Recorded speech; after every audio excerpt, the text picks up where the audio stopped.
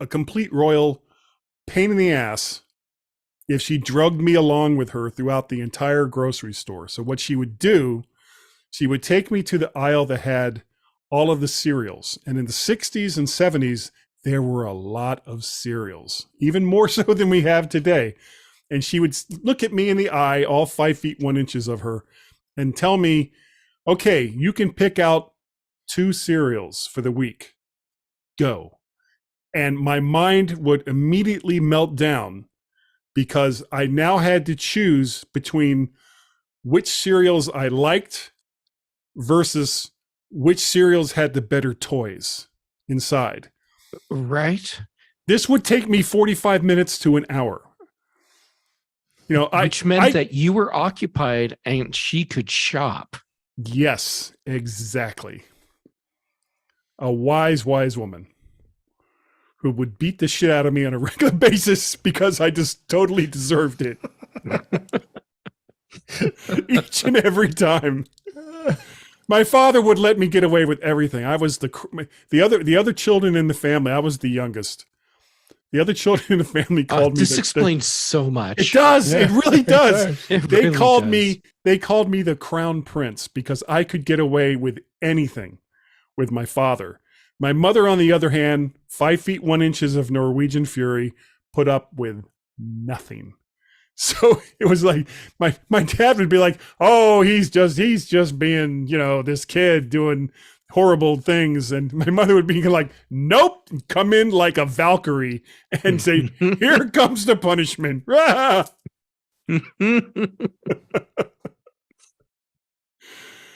Oh, good times good times. Once the concussion stopped, it was such good times. Right. Yeah, once you regain mobility in your legs again. Yeah. So much fun. Now, you live near Longmont, right? Now? Not only near, literally in Longmont. I was staying at the Longmont. Oh, what the hell was the name of that? There was like a couple of hotels right in a row. You were right on Ken Pratt. Yeah. What the hell was the name of that hotel? The very last one. You're just a few minutes from where I live. Oh my God. So when you were driving like to or from the hotel, did you go past the Costco? Oh, I don't remember. You probably did. The car, when I first got to the airport, it was super late. I mean, we were, thank you, JetBlue. We were like 2.5 hours late leaving Boston. And by the time I actually got into Denver, it was after 1 o'clock in the morning, which of course meant it was after 3 o'clock in the morning for me. And the rental car place was kind of standing there with one woman kind of tapping her heels on the floor, on the ground, like, come on, pick your car, let's go. And so go take a nap. Yeah, they had a Volvo C70. I think it was a C70. It was like one of their bigger SUVs, and a GM tremendous thing. And because all I was asking for was like a mid-sized SUV, but those were the two choices they gave me, and the Volvo had less than 500 miles on it. And I was like, "Oh, give me the Volvo!" And as soon as I said that, she handed me the keys and like literally disappeared. And I didn't see her again until I turned the car in later. And I got in, I plugged my phone in, no CarPlay. I was pissed. So pissed. No CarPlay. So I had to rely on the navigation system that was built into the car because I had no idea where the hell I was going to get out. And Longmont is like, if you took the correct way, about 45 minutes away at that time. Yeah, that time of day. Yep. Yeah, 1:30 in the morning, not that hard to get there. However, the effing asshole that had the car before me had specifically told the navigation system, no tolls, no highways. Oh my God. My God. So it took you out to 287 and up that way, and it took you forever. Yes, it did. It took me over 2 hours before I finally got to the hotel, and it was like the Spring Hill Inn, something like that, Spring Hill Suites, something like that, whichever one that is. And I got in there, it was like 3:00 in the morning, 3:30 in the morning, which is of course 5 to 5:30 in the morning for me. So I've now been up for over 24 hours. And I came up with a new word for this when you're both tired and terrified, and it's tiredfied. I was so tiredfied that by the time I actually got to the hotel, I was no longer in a capacity that I could question anything that had to do with reality. So it was like, okay, here's the hotel. I'm going to go in there. The clerk could have said, this hotel is going to cost you $1 million per night. And I'd be like, here's my credit card. Just give me the fucking room. And I'm just going to go up and go to bed. Tiredfied. That's what I was dealing with. Tiredfied. Tiredfied. Yeah. Spring Hill Suites. That's like 10 minutes west of my place. Of course. Yeah. Dagnabbit. But I literally had no time because I left and I went to my sister who lives in Beaumont or whatever. I'd have to look up the name of the town. It's like 45 minutes away from Longmont, and spent the day with them there. And then the next day they took me to the Rocky Mountain National Park. Oh, nice. Which was just amazing. We hit this cloud bank on our way up, and we're like completely surrounded in clouds. And then just as we got near the top, we crested over the cloud and parked at this like overlook. We were looking down into a valley as the cloud was going through the valley. Oh, yeah, I know right where you were. They they knew where to take you. Yes. Yeah. Nicely done. Yeah. And then on the way back, I was like, oh, what's that place over there? And they're like, oh, that's the Stanley Hotel. I was like, that's the Stanley Hotel. And she was like, yeah, it's the Stanley Hotel. It's like, that's where they did The Shining. She says, I know, I live here. So, right. So, all right. So I'm going to guess based on the sounds coming out of your mouth when you're trying to tell me where she lives, Berthoud? Yes. he knows Colorado. Yeah. And something terrible happened while I was there that I am not going to talk about while we are being recorded, but that's a story for another day. Good idea. Hello, Kelly. Because I do not want any physical evidence at all of those events. That's fair. That happens a lot in my life. Yeah.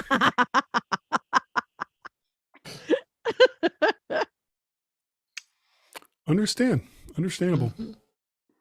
Yeah. So the place you stayed in Longmont, had you been able to get in at a humane hour, you were actually really close to Oscar Blues, which is a local brewery restaurant thing. And that was mentioned.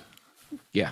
The clerk at the front desk mentioned something about a brewery that was really close by. Says, "Oh, the food is really wonderful, and the beer is great too." And it's like, it's 5:30 in the morning for me right now. Yeah, I really don't need to hear about beer and food choices at 5:30 in the morning. I'm still tiredfied. Don't you though? No, I really did not. I was tiredfied, which is a mash between tired and terrified. Okay, Kelly, when you come out and you're not tiredfied, we can go to Oscar Blues and we'll actually turn it into a booze tour, and yes, and we'll have please. We'll have to have a Dale's Pale Ale, and specifically Dale's. No, trust me, it's part of the plan, because then it's actually a really good pale ale. And I don't believe there's any such thing. I'm one of those people. Okay, fine. You can have one of their others, but I will try it because Dale's Pale Ale, it's the same reason I once ordered. I can't remember the name of the place here now. You must be an cider. IPA girl. I'm absolutely not. I am the opposite. Ooh. Whatever the opposite of that is, that would be me. Ew. Mostly I don't drink beer is the thing. Oh, okay. Okay. Well, Dale's Pale Ale, it's definitely not an IPA. For the record, I drink coffee. That's why Portland doesn't deport me. So just so Your That shirt makes wasn't a sense. giveaway. So Kelly, then what we're going to do is go up to Lions, and we're going to go to Spirit Hound Distillery, Yes, and please. I'll introduce you to the founders, and we'll have amazing whiskeys and Yay. and the best gin mule of your life. Oh, And oh yes, that's a like high sex bar. in your 'Cause mouth. Oh the, yes. the mule is my go-to when I go places for a cocktail. That's usually my go-to is the mule. Some flavor of mule, whatever it may be. Oh, you're gonna love this. So, Whiskey but sour. here's the tie-in. Yes. The Craig. We're gonna talk about Star Wars the whole time. Well, yes, that was just a given. So Okay. Craig, the one of the founders of Spirit Hound, Mhm. he's the guy that created Dale's Pale Ale because he worked for Dale, the guy who created awesome. Oscar Blues, and so Craig invented. He was a master brewer, and he created this recipe in his own kitchen. And then had Dale come over, and they tried it, and Dale's like, I really like this. This is one we need to make. So Craig said, then we're going to call it Dale's Pale Ale.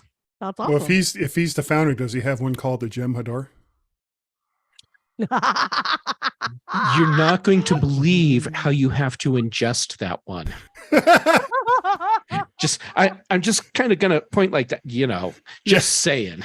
What is it? Kellicet White is Ketracel White. Ketracel White. Oh Mm. my god. There are no women. We're all dead by the time we're 20. Or maybe they just wish they were dead by the time they're 20. Right? Welcome to the show, everybody. Yes. This is a. Oh, have you guys caught the first couple of episodes of Lower Decks? Not I yet. haven't had a chance to watch them yet. Oh, That's it's after so the show good. tonight. Yeah, I only heard today that it was a thing that was available to me. So So good. okay. I actually even got my wife to watch it. And after we watched those 2 episodes before I came downstairs, she turned on another episode of Lower Decks. It was like, ha! Nicely Wow. done. Well done. So I'm gonna tell you all real quick before we start the show about a show that you should all be watching. Because it's amazing and hilarious, and it is called Deadlock, and it's on Prime Video, and it's Dead LOCH, all one word.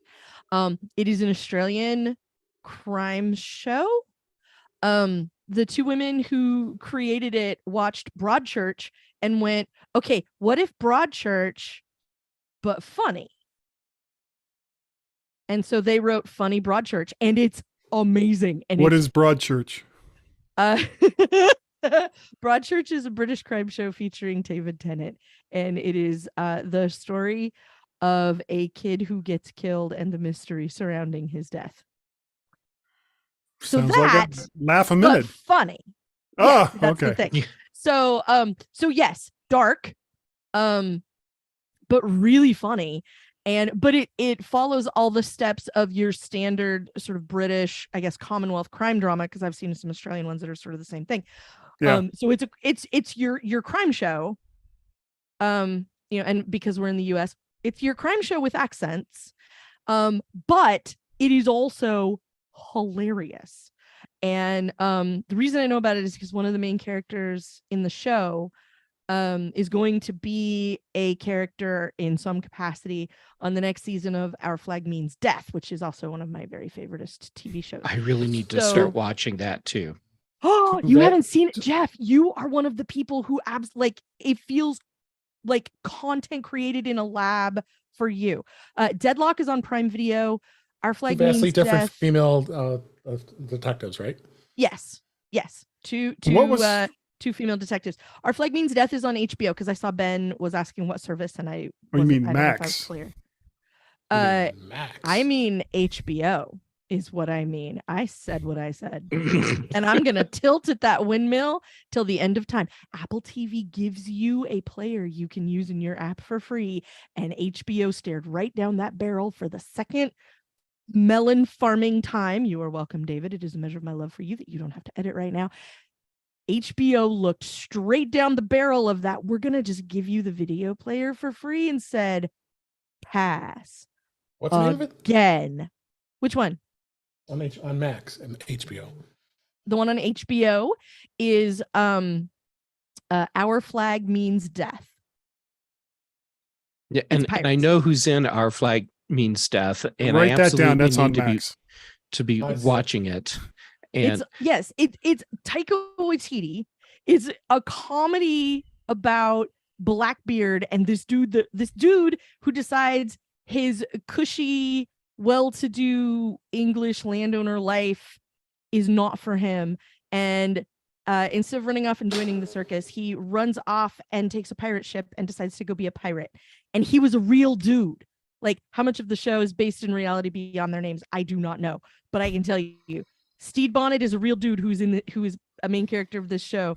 Ned Teach is Blackbeard, is also a real guy. Yeah. And he also is featured in this show. He's played by Taika Waititi. And the two of them did have a known association for some length of time. That's all I know about them in real life, because I thought they sounded familiar, and it turned out I was right. When you go to a high school where your mascot is the pirates, you pick up weird crap like that in your life. And Our Flag Means Death is also weird and gets kind of dark, is very, very funny, is so entertaining, and just by the end of it, like, it's so charming and delightful, and it's just really nice. It's just got like a Blackadder nice, with pirates. Kind of, yeah. That's silly for sure. Definitely that silly in parts. Oh, absolutely. Yeah.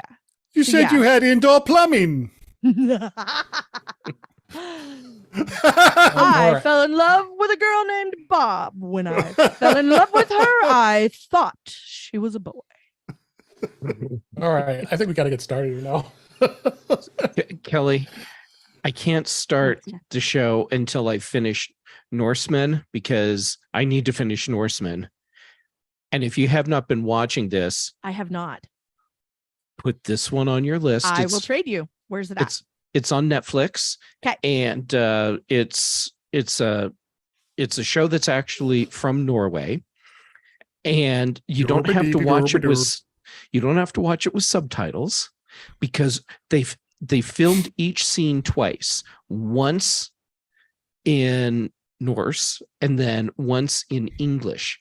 So it's the same actors doing the show. So you get to watch it without needing subtitles.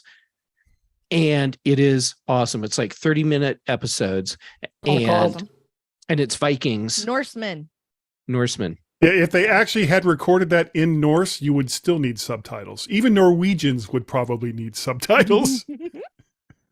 Well. The Norseman. It would be like trying to understand somebody speaking English from the 1200s. We would have no idea what the hell they were talking about. Okay, so I am misspeaking. It isn't actually Norse, but it is not English. The native language of Norwegia, which is I thought they did it in Norse, right? but yeah, I wasn't even thinking about that. There's no way they did that. But it's not in English. I don't know what they speak in Norway. I apologize to anyone. They don't know what they speak in Norway. They speak Norwegian. I didn't know Norwegian was the language. It is. So, okay. It's like Finnish and Scandinavian. Yeah, basically. There's a lot of it's like the difference between Spanish, Italian, and Portuguese. You know, they can all understand each other. Nordic languages, like romantic languages, like if you have a handle on one, you can order mostly food understand, and start a fight in the others. Yeah. At least that was my experience in those areas. One must have priorities. The starting fights one anyway. The only Norway-based show I watched was Lilyhammer. Lilyhammer was an amazing show. I loved that show. I watched it when it first came out. I was glued. I watched every episode. Not long before I left, I think they dropped it off Netflix. They did, but not long before I left Twitter, Little Steven was on there saying like, I'm in the E Street melon farming band, and the number one question people ask me is, will there ever be another season of Lilyhammer? And it is not close. And Kelly, before we start, dude, you were amazing. How could you not? That's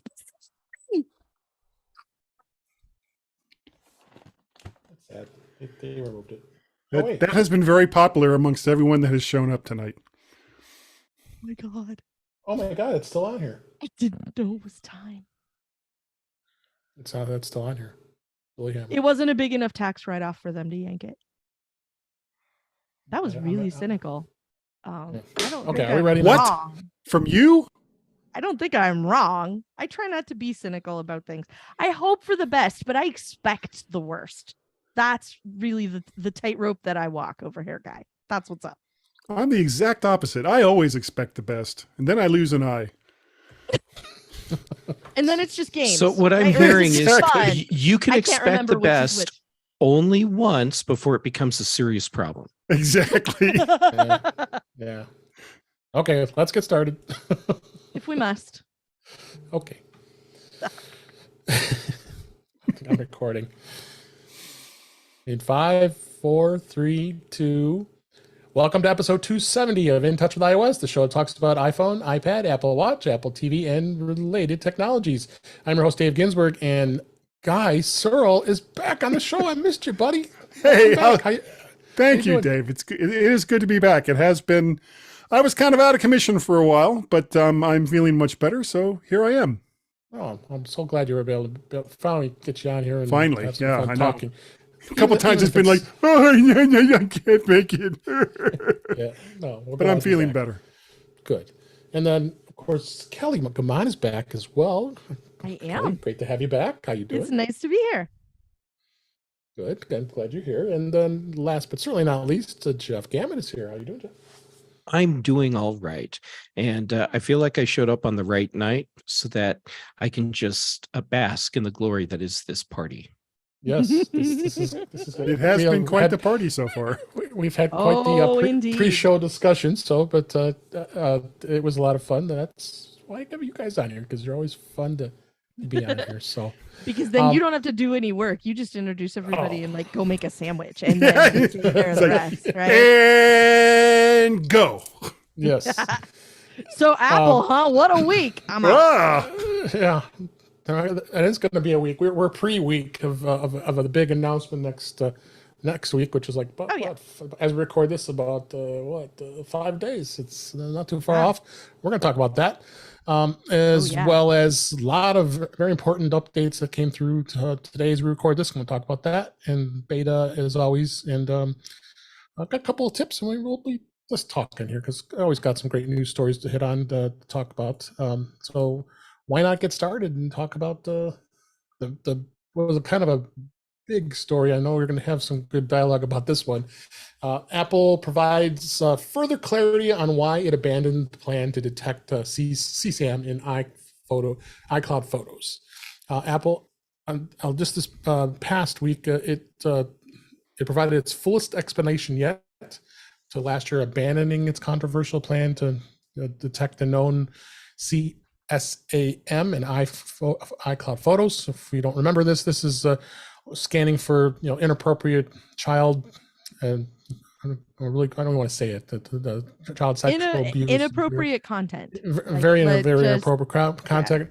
And this is going back to August of 2021 when they announced their plans they were going to do this, and then they got a lot of pushback and security and worried that our privacy is being violated and all this other fun stuff. So, Kelly, what do you think on this? Did you find it surprising that Apple just took a backspace and went the other way? Eventually, no, I did not. The thing that I thought was interesting was more the level of transparency we got with this, because usually Apple just sort of goes with, this is what we do now. And whether it is the exact opposite of what they were doing 5 minutes ago, or it's something that they've slowly evolved into, like it's usually just, this is what we do now. And if anybody asks about it, they go, well, what you need to understand here is this is what we do now. And that's it. And like sometimes, as I'm sure Jeff can attest, sometimes you can hear the Jedi hand wave as they say, these aren't the photos you're looking for or whatever. It doesn't matter. So to have them come out and actually, like, first of all, I'm glad that they did come out and have a response and be upfront about it. I am glad of that. I appreciate any time when there's transparency around a huge change like this that's really impactful. I always like to know why, whether it was going to stay and they came out and said these are the reasons we didn't change our minds, or they come out and say like this is what we've done to evolve our stance, or how we're gonna mitigate the stuff that people were so worked up about. I always appreciate the transparency of that. We do get a lot of places that go, yeah, we fixed it now, everything's fine, we're all fine here, how are you?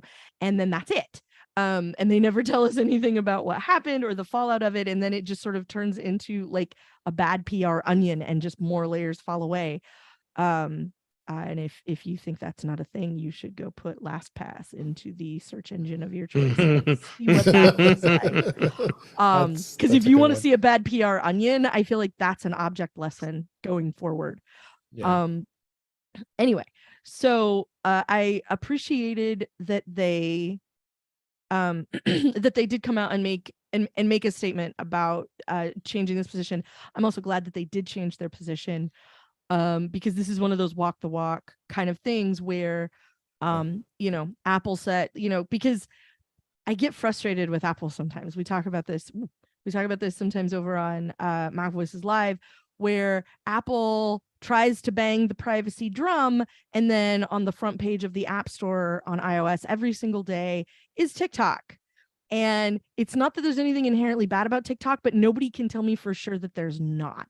And that's the part that is causing people who don't really understand to do things like ban TikTok in the state of Montana and things like that. Like, that's where it's coming from, because nobody can independently verify that none of the stuff, that the entire contents of your phone aren't being slurped up and shipped off to a server somewhere else.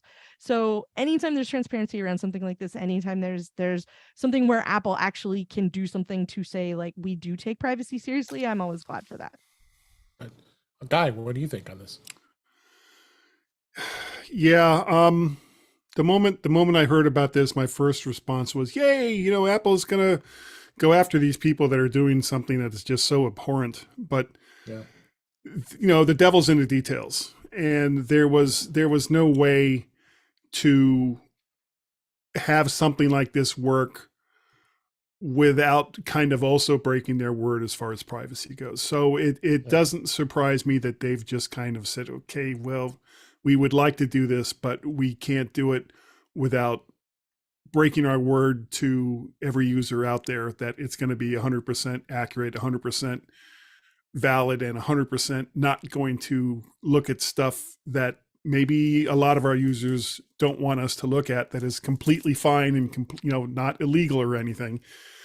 So they've just kind of said, until something comes along that's better, we're just not going to do it. And that's too bad, because this is something that I would love to see go away, and all of the people that have anything to do with this receive the just punishment that they deserve. Yeah. How about you, Jeff? What do you think? Apple made the right decision in the end. They made the wrong decision in the beginning, and all the reasons that they gave for deciding to abandon CSAM are all the discussions that they had to have had before they even said, hey, we're going to do the CSAM thing. And based on those discussions, they should have decided, the risks outweigh the benefits. And had they moved forward with this, it would have created an infrastructure that opened the door for state-sponsored surveillance just across the board. And because this isn't the kind of thing that you set up and it can't expand to other parts of your phone. That's not how this works. It's like putting in a secret back door so the government can bypass encryption. Once that's there, it opens up the whole thing. That said, yes, the reason for wanting to do this absolutely makes sense, and doing everything we can to protect children from really bad stuff is, there's value in that. But there are ways to do it that are better than this plan was. And you also have to be careful to not use, but what about the children, as an excuse to do anything that impacts all of our privacy. Preach. Yep. All right. Let's go ahead and move on, because we probably could go longer on this topic, but I've got lots of stuff to cover today. Let's talk a little bit about Apple, again, expanding their horizons here in classical music. Apple is to acquire a major classical music label called BIS Records. It's a Swedish classical music record label. It intends to fold it right into the Apple Music Classic and Platoon. BIS Records was founded in 1973, and it was focused on a range of classical music with particular focus on works that are not well representative by existing recordings. So again, it's another piece of classical music that Apple's really looking to expand upon their catalog here. As we recall, back in 2021, Apple announced that they had bought Primephonic. They folded it into Apple Music, and then now they have that dedicated Apple Music Classical app that earlier this year we talked about. It's after the app's release, Apple had said they had been working with classical music artists and institutions to offer exclusive content and recordings. This acquisition seems to appear to be the latest move to bolster that service. Jeff, what's your thoughts on classical music? I know you like classical music. I'm very much a classical music guy, and I saw this announcement, and the gesture that I made, I won't do because this is a family show. Honestly, I don't give a crap ball about this. And I'm angry that I don't give a crap ball about this. The reason I don't care is because Apple has not actually given us a useful classical music system yet, limiting it to an iPhone app where I can't even listen to music at the audio quality that I want, and I can't play it on the devices that I want. Whatever. This is a big nothing burger for me until Apple fixes that, at which point I will then reevaluate and decide if I'm going to be happy or if I'm going to stay a cynical doink about the whole thing. And Guy, do you give a crap ball about this? My crapola meter is like way low. It's like super way low. If it's Rolling Stones, Beatles, Little Richard, those are my classics. That's classic, not classical. Yeah. Well, isn't classical what you do when you talk to somebody on the phone about it? It's and when tell you're them to play the Rolling Stones. Well, hello, Yeah, Master Guy. exactly. It is an absolute pleasure to make thank your you. acquaintance. Oh, That's thank a you. classy call. Do you have any Grey Poupon? Yeah, we've both done classy calls. Yeah, exactly. Oh, it's a all right, reach. How about you, yeah. how about you, Kelly? Before we wrap David, this one you up? brought this on yourself. I did. Remember that. This is not the podcast you're looking for. Move along.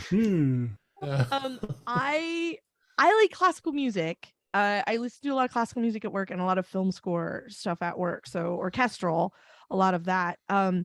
But because I can't use the classical app on my computer, this also probably doesn't affect me because I'm just still listening to the same playlists that I built before in Apple Music, because I can't listen to anything else because there is no Mac app. So when I'm sitting at my desk doing work and I have these beautiful Harman Kardon sound sticks that sit on my desk, and I love to put music through them, and I can't do it with Apple Music Classical, even though I really want to, because that would be awesome, because there's probably a lot more stuff there than there is in the regular Apple Music app, but I'll never know. So mostly I just listen to like I said, the Baroque music playlists and the film score playlists that I Guy. I don't know what that was, Guy, but If it's not Baroque, don't fix it. I read a study that it's better for your brain, like it helps with retention and things. So like when I'm doing research and stuff for stuff that I do as part of my job. I will put on Baroque music because it helps me concentrate, and it actually does seem to work. So, like, I don't know who decided that needed to be a study, but they did, and that's what they found. So that's usually what I end up listening to. Okay. So anyway, I would really like Jeff. I would very much like to have a reaction to this news, but until I can't. No, I'm with you. I agree that I don't understand why they haven't expanded that app to other places, but yeah, I can't even say Apple is serious about classical music, even though they're spending truckloads of money on labels and companies, because I have the app on my phone. I don't launch it. It could have been deleted off my phone without my knowledge, and I wouldn't even realize it because there's no value in the app on my iPhone. The last place in the world where I'm going to try to listen to quality level classical music. Mm-hmm. Yeah. I wonder if it could have something to do with maybe somebody at Apple thinks it was a mistake not to buy into already existing content like they did with Apple TV and a few other things. And, you know, because they were all in with like, well, everything that we do is going to be original content. In the meantime, Netflix and Hulu and all the other services like slurped up all of the other content and had hundreds of thousands of hours of stuff that people could watch, while Apple, you know, forced you to watch Greyhound for 15 times because there wasn't much else on there. Not that Greyhound wasn't an okay movie, because it was just okay. I think it's worse than that, Guy. I think it's because Apple completely screwed the pooch on the classical music app, and they had a point where they had to get something out the door, or it was going to become another what was the AirPad thing? The Air Mat, Power Mat, the Air Mat, Power Mat, whatever. Welcome Matt. I don't know. Yeah, but that's the thing. Why even? I mean, unless you have content already ready to go. But they did. They had bucket loads of content ready to go. But here's the thing: they're Apple. They don't have to put it out until it's ready, and they can just say, "I meant to do that," and everyone will believe it. And I didn't believe it. Once it's out, nobody will care. Once it's out. So if you need to wait a year, you know, if you need to channel your inner Nintendo Legend of Zelda game development and go, we're going to take a whole nother year and just polish this thing, who cares? I mean, we used to not get a release of a Mac OS release every September. We used to get them when they was ready. And maybe it was a year, maybe it was 3. You didn't know. So like, they're Apple. They can just put it out when they decide to put it out, and, you know, but were those days so bad? Behold the glory of Apple Music Classical, and that would have been that. And, you know, it didn't have to be like, there's Jeff, it's Chaffin's razor. There's more to this story, and we just don't know what it is because it's ludicrous the way it's gone so far. Yeah, and I think the part that Apple's not talking about publicly is they completely screwed up their app, but still felt they needed to have something out by the deadline they set. So they dropped an iPhone only thing, and the whole system is just kind of worthless right now. Yeah. Then why even how are you even why not putting just up wait until it is ready? I mean, and again, this goes back to what you were talking about with sometimes we wouldn't get an update for the Mac OS for a year or 2 years or 3 years. But when we finally got a Mac OS update, it was usually pretty good, pretty stable, and worth getting. And we paid $129 for it. Now we get it for free every single year. And the moment we sit there with bated breath, with our hands sometimes I want to refund as we're about to hit that button to say, go ahead and do the update. And which apps is this going to break? All right, let's go ahead and move on to this topic. Next story here. This is in Mac Rumors. You didn't get Apple Care Plus? Getting your iPhone repaired may extend your eligibility up to 2 years. Apple in recent months began providing customers in the U.S. an extended opportunity to purchase AppleCare Plus coverage for their iPhone after a qualifying out of warranty repair at an Apple store or an authorized service provider. And Apple reviewed this from an internal documentation they got from Apple. Sorry, Mac Rumors did that. The so-called Apple Care Plus enrollment exception policy happened in late 2021, but it was limited to 1 year after the iPhone's original purchase date. But now the eligibility window has been extended to 2 years after purchase for iPhones in the U.S. only, I must stress. And this is Apple Store's authorized service providers who only confirm customers that this policy exists after the iPhone has been serviced and the customer has 10 days to act on it. So normally you would only have 60 days to get it after you bought the iPhone originally. But they've been pretty flexible with this, and I knew this was happening a lot. But again, there's no guarantees that this is ever could always be honored. It all really depends on on the day. But I think it's good to see that Apple is looking to expand people's availability of having Apple Care Plus. Honestly, folks, get Apple Care Plus on your iPhone. You should not get it. Yes. I mean, every mobile device makes. It saved my butt a million times. I mean, you drop it, I'll take care of it. It's not like you need protection. What do you think, Kelly? I agree. I also like the opportunity to extend that. This is the kind of little nugget of information I can file away for when people go, Apple's making phones obsolete on purpose. They're trying to force me to buy a new one by putting out they put out something new, so now I have to buy it and I'm mad. Like, no, you don't. You can in some instances you can extend the repairability on the one that you already have. And we're going to talk about why that's past a certain point that's not a good idea. I know that's coming up next, but but you can definitely get you can drive that sucker till the wheels fall off and it will be fine. And this is just more evidence that Apple stands behind the stuff they sell. Like, if you drop it and crack the screen, we will put a new screen on it and we will give you the opportunity to continue to use that and get more Apple Care on anyway.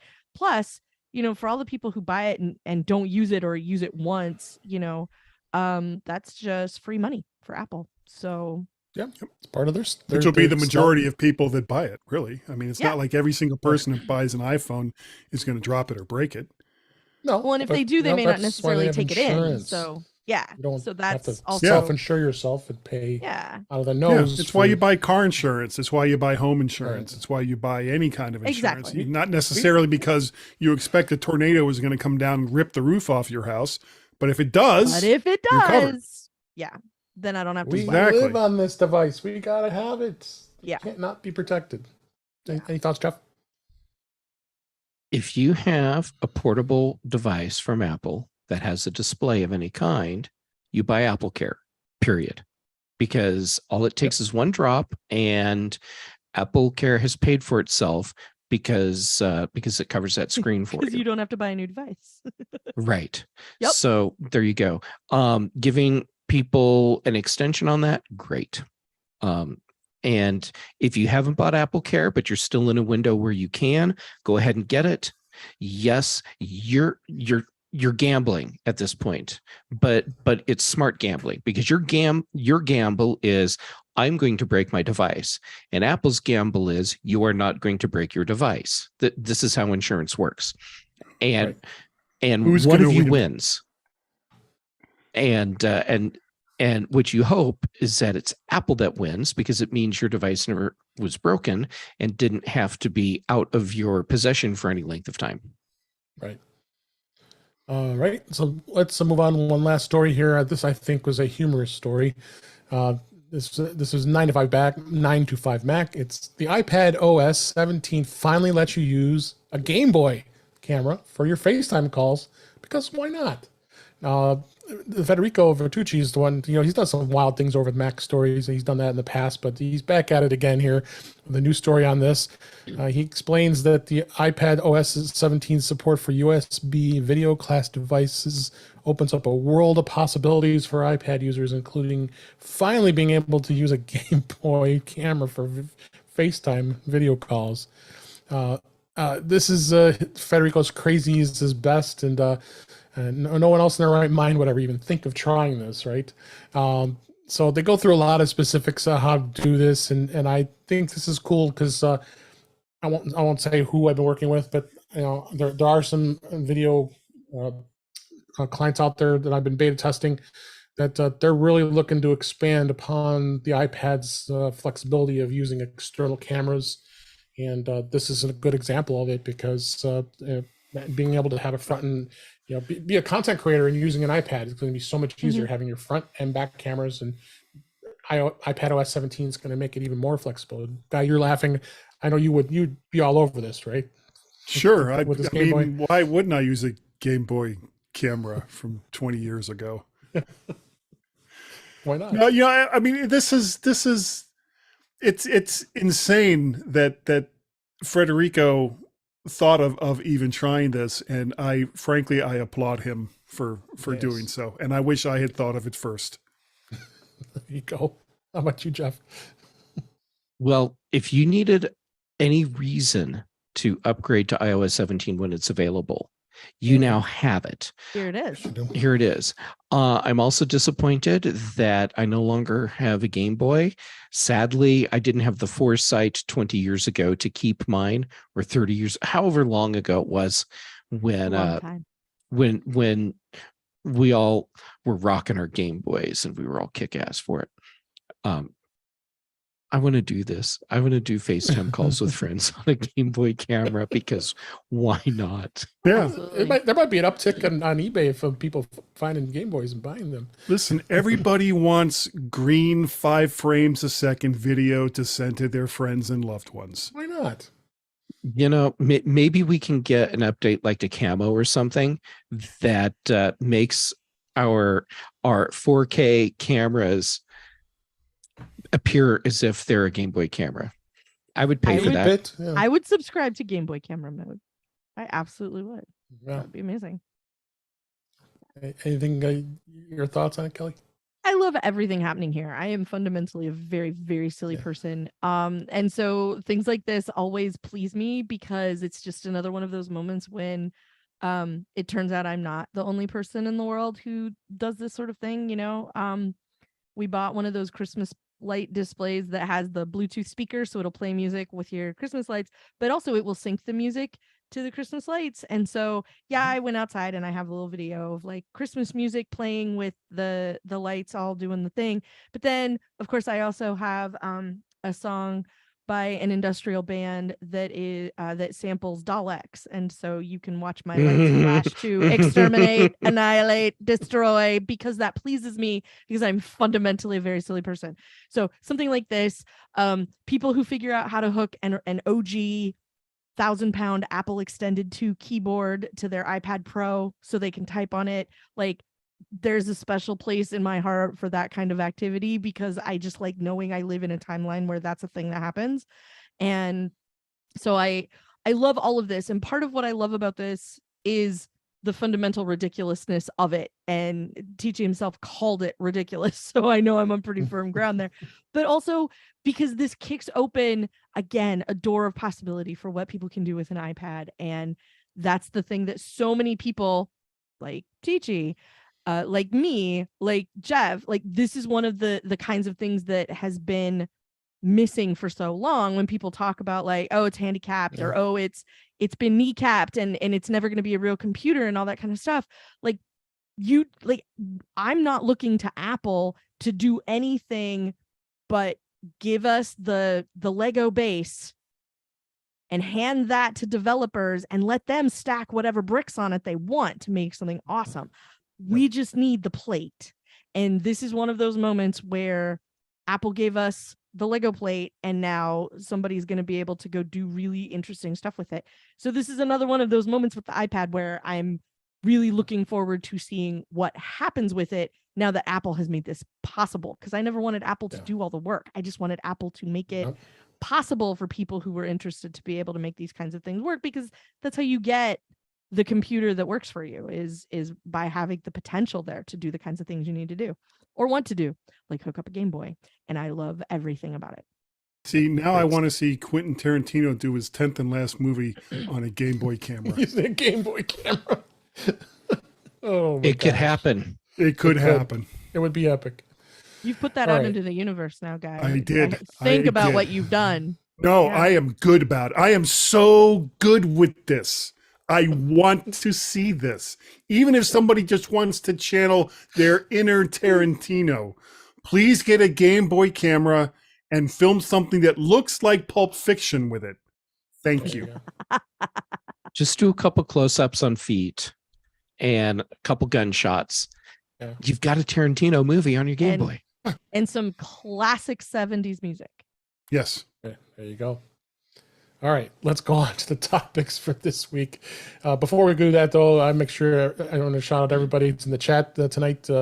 It's youtube.com/intouchwithIOS. We miss you, Ben. Ben couldn't make it on the show tonight, but he's there in spirit with us in the chat room. Shout out to Ben. I'm glad you're out there. But let's go ahead and talk about some very important updates I mentioned earlier. This week, it actually was announced today as we record this. So super important to go out, update all of your devices. This has to do with iOS, iPad OS, Mac OS, and Watch OS. It's a very, very active and exploited vulnerability. This is 16.6.1 for iOS, and for Mac OS, Ventura 13.5.2, as well as Watch OS 9.6.2 is the versions that I just did all my mass updates a little while ago. Very important to have this. It does really what the security issue is in all of those OSs, the processing a maliciously crafted image could lead to arbitrary code execution, allowing hackers to gain access to your operating system with a simple picture. Apple fixed the image I/O process by addressing a buffer overflow issue for memory handling. So it's getting a little techy here, but it is super important. Thanks for putting this in the show notes too. This was the article by the citizenlab.ca. Really goes through the detail of the blast pass exploit chain. And like I said, we won't go too deep into the weeds here with this, but it's really just let's put it this way: this is a very serious update that you need to have done now. I mean, Apple doesn't jump on, especially when we're this close to the next version of iOS, Gold 17. Yeah, so we're very, very close. They knew that this was a super vulnerable thing that had to be done. So Especially when the bulk of the update notes is you need to run this. Yeah. It needs to be installed. The less detail that you get about an OS update, especially like you were saying, David, on this kind of schedule, the less information there is, the more you need to do it. They are in direct relation to each other. So if they basically just say it fixes a vulnerability, you need to drop everything and go run it immediately, because yes, it means it is so bad they don't want to put it in the security. It'll come out later. You'll see it later what it actually was. But otherwise it's really bad. And so like we've had a few of these in the last year and a half where it was you just need to install the system update. It's a thing that's happening, and you need to get in on it immediately. And that's like all the information that you get about it. And the reason for that is so they're not publishing how people can do bad stuff to your stuff with their stuff. So they try to keep that kind of as secret as they can. And so by the way they do that is going, again, with the Jedi handwave, you need to run an update, and then that's all they will say, at least at first. So I'm glad it's out, and I'm glad that they turned it around as fast as they did. This is a very, very serious exploit. So one of the things that always used to sort of help people was you could give everyone a rule of don't click on things, don't click on it, don't click on the attachment, don't click on the link, don't click on the whatever. But this doesn't need you to click. And that's the stuff like that where all someone has to do is send it to you and wait. Those are really, truly terrifying. And that's what this one is. So it's terrible. And you can stop it by making sure your system's up to date. Please do. Do you have anything else to add, Jeff or your guy? I did the update just before we started tonight. Yep, I did that earlier today. I'm curious about the technical aspect of, you know how Apple can push out important security updates without your intervention? What makes it where it's something they can push out and just have it on your phone versus something where they have to roll out an updater that you have to run, like we got today? And I don't expect any of us to have the answer. I'm just curious. So maybe I'll look that up at some point. Yeah, I don't know. Yeah, it's hard to say. So go out there, update it, tell your family, tell your friends. I just texted my family not too long ago, let them know, and make sure you update your iPhone. Yeah. It's important. And then let's move on to beta this week. Beta 8 of iOS 17, iPadOS 17, and all the other betas are still continuing. There's been a bit of a rumor that they've been saying that this version could possibly be the final shipping version, and they could just convert it right to release candidate on who knows? It could be tomorrow as we record this, or on Monday the next week before the event. So hard to say, but it's pretty solid. Many of us here have been using it for a bit, and I think we've been in good shape when it comes to that. I have something to add on that. Oh yeah, please, thank you. I installed this beta on my iPad today, and this is why betas are betas. For some reason, my iPad now tells me that the passcode that I used to log into it is not the correct one.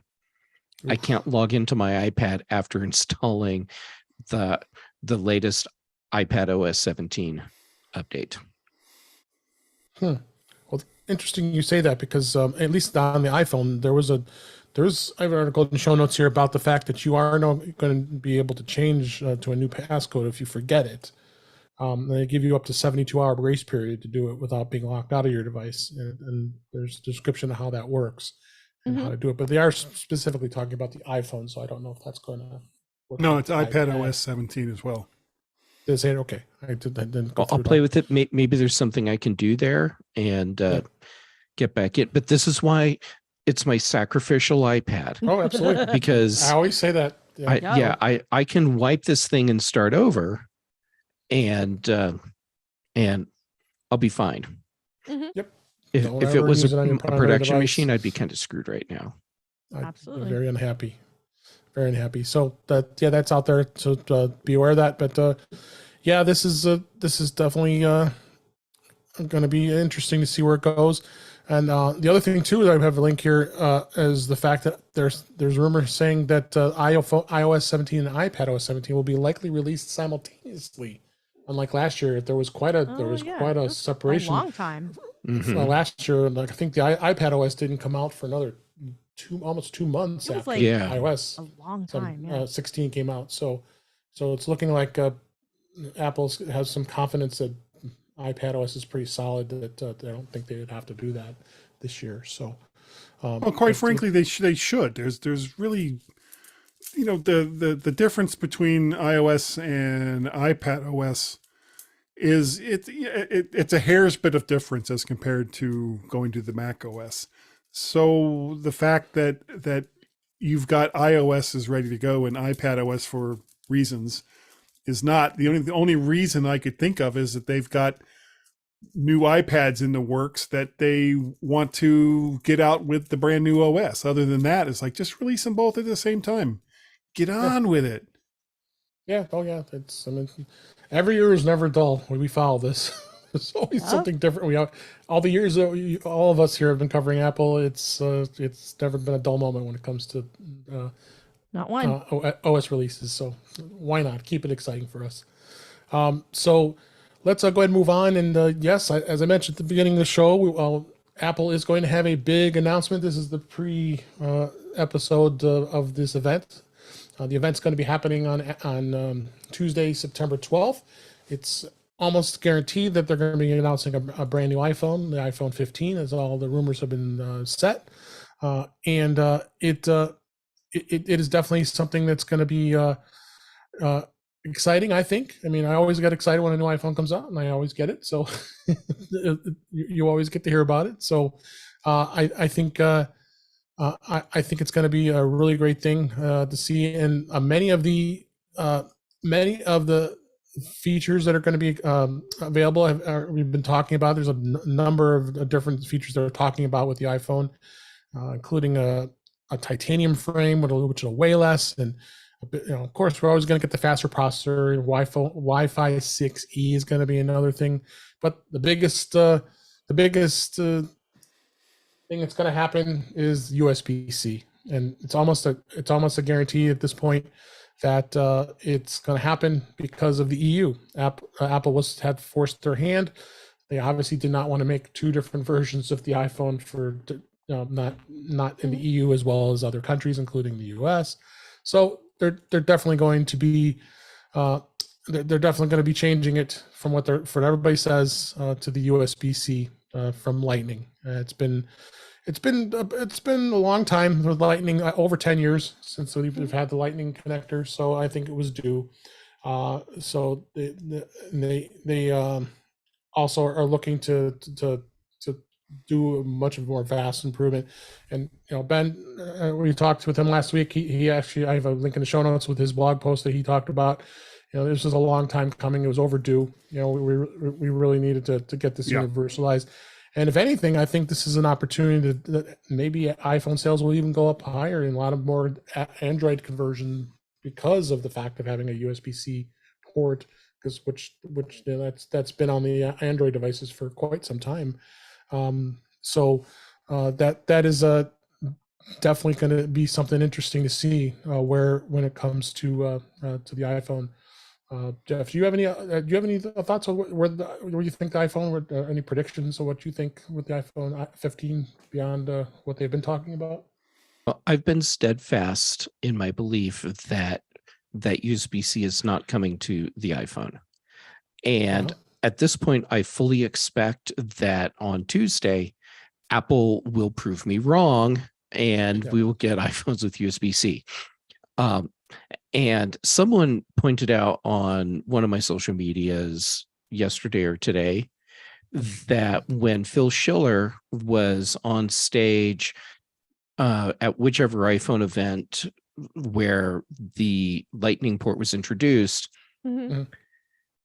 they actually told us this port is for 10 years. They said this is the port on the iPhone for the next 10 years. Said that specifically, which if they were intentionally telegraphing that to us, they're right on schedule to retire the Lightning port. That's because true. It's been 10 years. Yeah, it was the 5, right? I don't even remember now. The 4 and the 4S are 30 pin. So I think it was the 5 with the extra row of icons and the whole new cable. Yeah, I think that was more along the lines of just to try and blunt a lot of the criticism that people had because they were retiring the 30-pin connector, which is what the iPod was using. It's what the iPhone was using. And a lot of people had, for reasons, bought into 30-pin connector devices that their iPhones and other devices would connect to. And basically Apple was like, look, no, we know you invested money in the 30-pin connector, but this is a much better port. As far as USB-C goes, I know Apple would love to sell us a phone that doesn't have any ports in it whatsoever. But quite frankly, I don't think most people are ready for a world like that. So instead of continuing to use a connector that nobody else in the world uses, the fact that they've gone to USB-C, which is what everybody is using now, and they helped kind of pioneer this connector and bring it in, then why not? Just stop complaining about something that you say the EU is forcing you to do, Apple, and just embrace it. Just embrace it, bring it in. You now have USB-C on your phone, just like everybody else, so people don't have to buy different types of connectors and different types of cables for some of their different devices. Well, the other side of that is that the iPhone will now have the same hot mess connector that every other phone has. The connector where it's like, which cable do I use? Why doesn't this charge the way I expect it to? What do you mean I can't get data through? Oh, wait, now the data is working. Why doesn't data go very fast on this?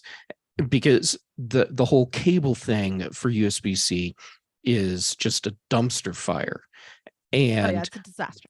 yeah, and so I think that a lot of people will be pissed off because their iPhone doesn't charge as fast as it should because they're using some $5 USB-C cable that they got at a gas station.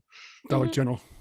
Yeah, Dollar General. Dollar General. There By you the go. way, Dollar General over here, I walked by it the other day, and in Sharpie on the sign in the window, it said $1.25.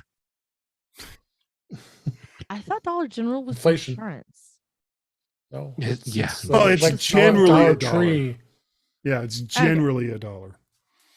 Yeah, at this point, generally. Anyhow, Dollar-ish. Yeah. Yeah. I don't think USB-C is the magic fix that everyone's hoping for, and I'm waiting until I get an iPhone with USB-C, and then I will bite the bullet, and I will spend the stupid money that I'm going to have to spend to get a couple, what are they calling them, Jesus cables, because it connects to everything, does maximum bandwidth from Thunderbolt down to USB-C, and can handle whatever voltage or wattage you're gonna pump through it. So I can have one cable to rule them all and use it with everything, and I don't have to worry about if it's the right cable or not. And I'll get think two I of them. have- Somebody I think I have that eventually cable for will you, come Jeff. up with not so much a standard, but with packaging on the outside saying, this is the cable that you can use for all of your iPhones and all of your iPads and every other Apple device that you have out there, and that'll be the cable that you choose. I have one of If you those want to sitting buy around, cables, yeah, if you want to buy a cable from $1.25 General or $1.25 Dollar Tree, then okay, but it may or may not work the way that you expect. Yeah. This Oh, is not, I agreed. don't think it's Thunderbolt, but it'll do at least 100-watt charging, which will be a 16-inch laptop. Yeah, It's I have that same super cable. Solid sitting around cable. here. I just bought a real short one because I wanted one that was real short. But also because Jeff, you and I both have a Nintendo Switch and probably have an auxiliary location where that charges. Because I have other technology, and I knew a lot of stuff was going to end up being USB-C anyway. When I got my laptop, my M1 laptop a couple of years ago, and it was my first USB-C computer, I bought a couple of like solid USB-C cables, so I knew I could charge it, and I could have one that lives in my backpack, so if I go anywhere, I know I have charging, and a solid charger to go with that. So like I think a lot of people are going to be mad, but they're only going to be mad for a minute. We were just talking about this on the after show. It's going to be one of those, nah, you have that cable now. You already use it for your Switch, your Steam Deck, your drone remote control, your PlayStation controller, your Xbone controller, all of those.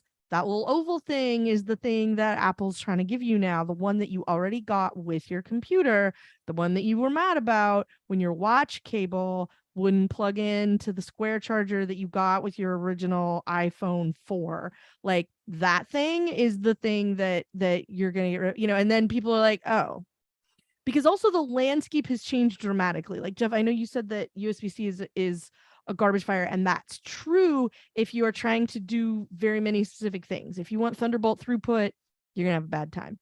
If you want data only or not data, you're gonna have a bad time because you have to do a ton of research. But the abundance of cables that's out there, this is not the smoking crater in your Visa that the Lightning upgrade was, because at least initially you could either buy a really stupidly expensive one from Belkin or a just dumb expensive one from Apple, and those were your choices. And yeah, now good times. you have Ugreen and JSOX and Monoprice. Smartish and there's one I'm not naming, and there's a reason for that, and that's another podcast. But there are so many Rolling Square, who makes the cable that I'm holding up on the live stream. There are many options for a very solid, very useful, high-speed charging, high-speed data cable that did not exist, for many years of Lightning phones. So if we go to USB-C and people go, wait a minute, you're telling me that with this Apple silicon machine that has I can effectively use for a couple 3 days before I plug it in, if I just pull that power cord out of the side of that and poke it in the bottom of my phone, it'll be fine? Yes. Yep. Now I'm not mad. And I agree, for a lot of people it won't matter. It's still a hot mess. For the specific, I'm absolutely not denying it's a garbage fire, but you don't necessarily have to go into it buying a $50 cable in order to make sure that you're getting what you're getting, because even for $50, you may not be getting the thing that you're actually, trying for. So if you're somebody who has a specific USB-C connector need, then you need to find your friendly neighborhood IT person, buy them a beverage, and get them to tell you what you need to look for in order to get the cable that you need. I think most people for most things are going to be fine. I have a car charger that runs a USB-C cable from the lighter to the MagSafe thing, and then the when I hook my phone to it, then it's magnetic. It magnets to it, and then it MagSafe charges my phone. So that's awesome. And when I upgraded the car charger in my car, my phone just charged faster. So that was great. So there's lots of those things already exist in the world that you could potentially already be using, and if you just pay a little bit of attention to the stuff that you have in your house, you can do that. Or like I told a friend of mine on social media the other day, if you need more USB A to C cables, what you do is you take an iPod full of Barry White and you stick it in a drawer with 2 USB A to C cables, and you wait, and then you have more cables at the end. All right, that totally works. It does work. Let me get to the chat here. Let me get to the chat here real quick in the YouTube live stream here. Ben's got a good comment here. It says, my mom is confused as to why her iPad can't use the same cable as she's confused as to why her iPad can't use the same cable as I think he meant her iPhone. Because you're right. I think that's going to be one of the things that's going to help with folks like that aren't going to, when they have an iPad and an iPhone now, assuming they have the more later versions of the iPad, those are all USB-C now. The other thing I wanted to mention too, I did find an article here actually that was written today as we record this on 9 to 5 Mac, and it was a history lesson about when Phil Schiller unveiled the Lightning connector ahead of the and ahead of our switch to USB-C. Ironically, it was September 12th, 2012.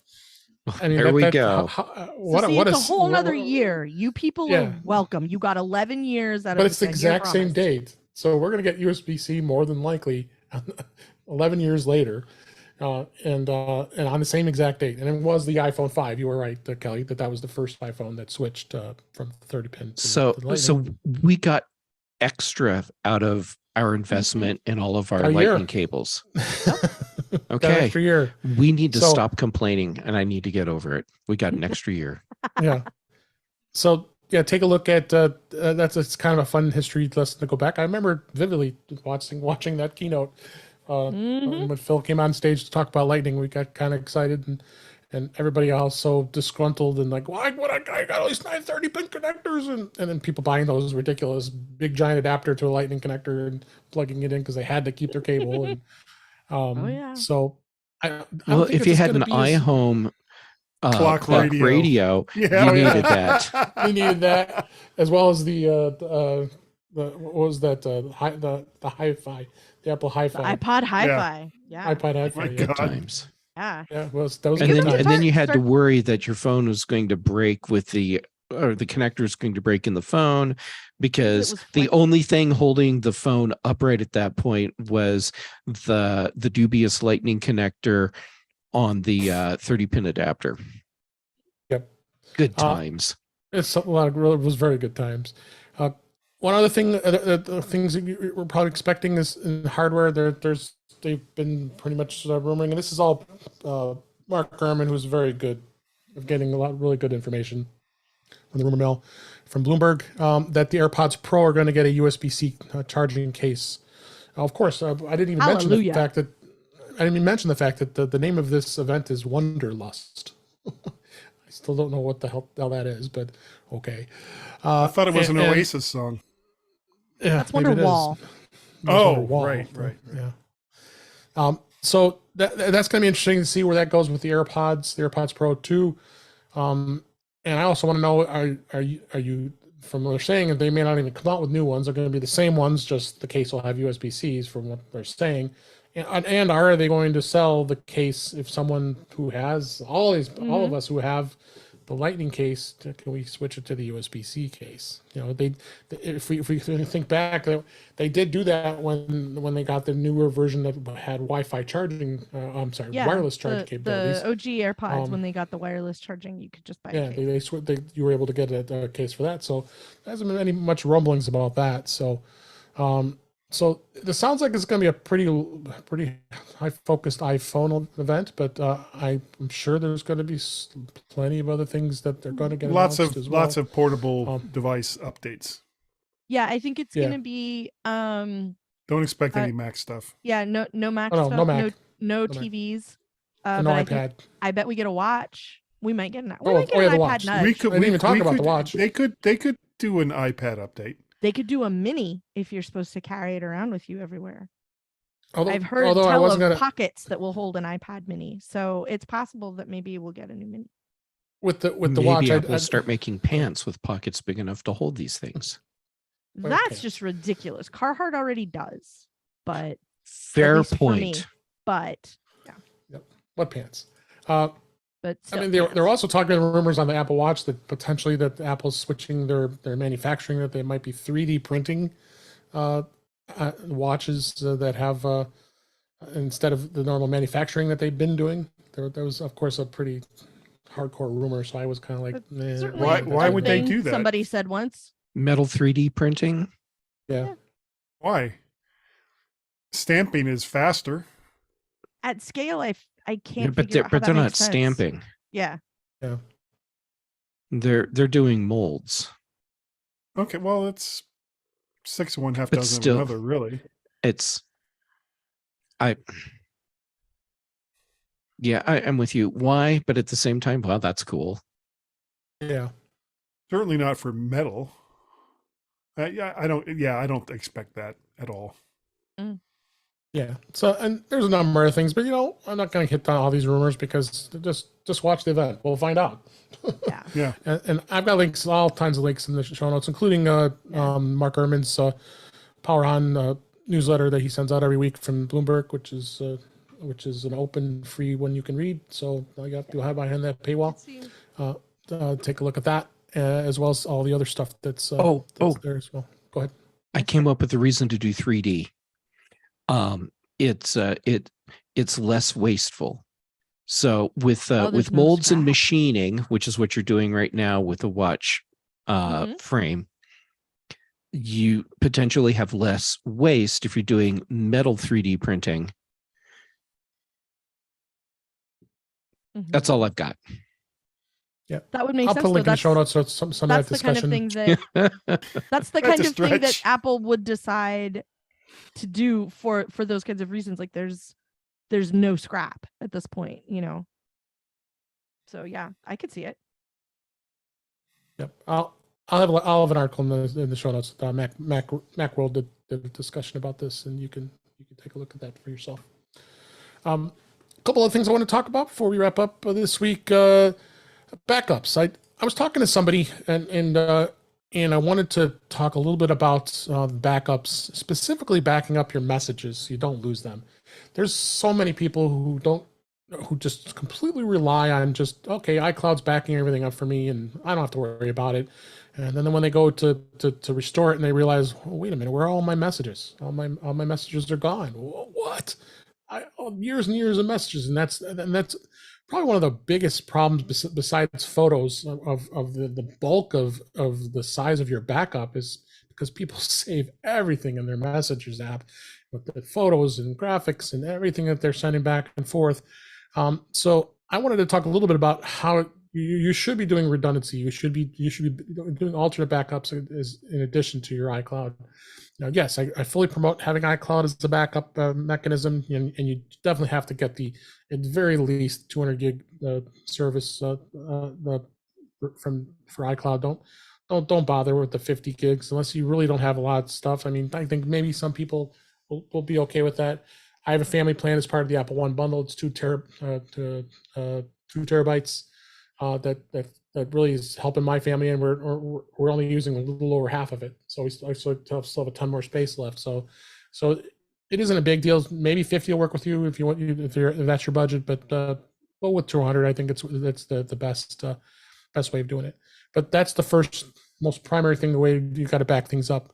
But the second thing you always got to do is you should also do is you should be backing up using the Finder and connecting your iPhone to your Mac and do a backup to an external drive, so that it'll do a full backup of the entire iPhone as well. And that's another good way of backing things up, and doesn't hurt to do that. The third one I always talk about and absolutely love this application, and that's iMazing. I think iMazing is well worth the investment to having being able to back things up.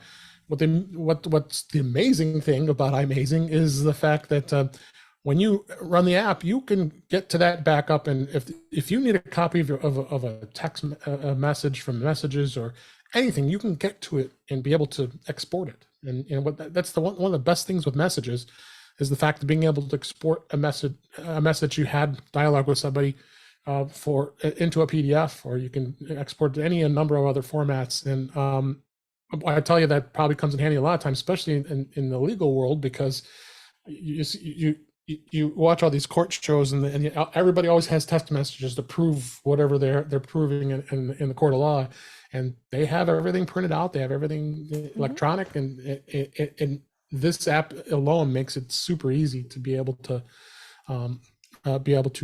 get what you need. And not only that, but any of the settings, and you just have a really granular access to your backup and being able to access it even more deeply than you can with iCloud, because iCloud is so limited when it comes to getting to it. So and it's mysterious. That's the other thing about iCloud that I find really frustrating is the iCloud backup backs up stuff. Some, not all, but which, who can say? No one knows. It's all a mystery. So I wanted to tack on, first of all, iMazing, not yet a sponsor of In Touch with iOS, but also the rule for backup is that I heard a long time ago, probably from your friend and mine, Bob Levitas, was 1, 2, 3, or the 3, 2, 1 rule, I guess, is of backups. Right. Your data should live in a minimum of 3 places. You should be using 2 different methods to do that. So if one of them, so don't time machine twice, use time machine and then something else. And one of those places, one of those copies of your data should not live in the same place as you. Right. So yeah, three sets of data, 2 different methods, and at least 1 offsite. And the other thing that I wanted to say about iMazing, because I wanted to tack on, I too adore iMazing. I use it constantly. iMazing gives you, first of all, amazing text message backup. Second of all, it gives you transparency. We talked about it at the top of the show. You can see exactly what you're backing up, and you can decide, I don't need all those gigabytes of text messages, or I only need all those gigabytes of text messages. And you can do things like, I'm going to go on a trip, so I'm going to do a complete backup of my phone. And maybe I'm traveling to some place where it wouldn't be a great idea for me to have anything particularly interesting on my phone. So I can now that I've created this backup, I can preserve it on my computer, leave my computer at home, nuke my phone, install the 2 things I'm going to actually need while I'm gone. And then if anybody, if I get searched at a border crossing or something, here, my phone is boring. you can't, there's nothing interesting in it. Here you go. And when I come home, I can restore that previous backup and have my phone back. And it will save, much like Time Machine, it will save incremental backups. So you can do things like that. I'm going to install a beta. And now I can't get into it because it decided my passcode that is would wrong. ever happen. Hypothetically, like I've heard people say things like this. So then you can plug it in and go, I don't want today's backup, I want yesterday's backup, and it will give you that point in time. It also does voicemail. I have saved so many people's voicemail bacon by doing this, because there's not an easy or an obvious way to do it otherwise. So people come to me and go, I have this voicemail from this person I can't ever get voicemail from again, and I want to save it. And every time, and 100% of the time, I plug it into iMazing, it saves it, and then it's just a file on my computer. I have this audio file. What would you like me to do with it? Do you want me to put it on a CD? And then they cry. Flash drive, whatever. And then like it's They cry. unbelievable.